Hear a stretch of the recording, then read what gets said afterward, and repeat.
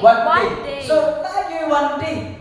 Lagi one day. Usa ka adlaw, mga kaigsunan, nga si Moses, may enkwentro gid siya sa Ginoo. Naa siya one day, nga iyang gi-encounter si Lord, mga kaigsunan. O naa ni siya pagdesisyon. Kailangan na siya ani tuyok-tuyok. Pero naay one day si Moses, nga may desisyon siya, nga mo go far. Yang gilid and flock far, mga kaigsunan, into the Mount Sinai, the presence of God. Karon dili kanding karnilo ang atong ilid, kundili imong kaugalingon mismo ilid, mga kaigsunan, to the presence of God.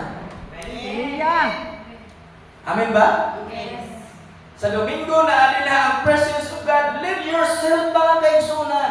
Diya sa cell group ng presence of God, lead yourself. Diya sa imong devotion, reading sa Bible, prayer. Karon nga, Huwebes, Bernis, encounter God. Katong wala pa, lead yourself.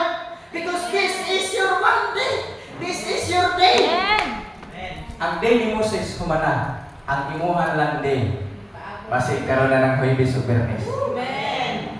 Anong inanarap sa kaya itong pagpangalagad, no?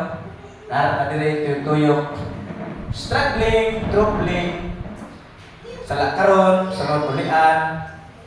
Bisa tingalit ka na humana, pero hindi mo nga may intro balik sa Ginoo, there's something new. Nabuhatan si Lord. This is our day. Amen. Do you want breakthrough? Hantod nga si Moses, he lived his life. Ang iyang kaugalingon, gilid niya, mga kaigsunan. Wow! Into the presence of God. O dito sa di naabot na siya, mga alam maong dapit. Naay nagkakita mo. Wow! Inanay nakita mo. There, the angel of the Lord appeared to him in a blazing fire from the middle of a bush. Kita ni Moses. Allah! Ang sa pinit na kalayo, pero nalibog ko, kay wag man naot-ot. Kalayo mo ot-ot man, pero kani wala na ot-ot, no? Kabalo ba mo? Kasi din yung encuentro si Lord, mga kaigsunan. Hallelujah. Sa panahon Moses, ang di ba sakbot man ang campaign ko, sakbot ra pumugya po na. Amen, amen. Ang sakbot mo yung nagdilaab, or kahoy mo yung nagdilaab. Pero karon sa atong panahon, dili sakbot kahoy ang musilaog. Ikaw ang padilaabon sa Ginoo.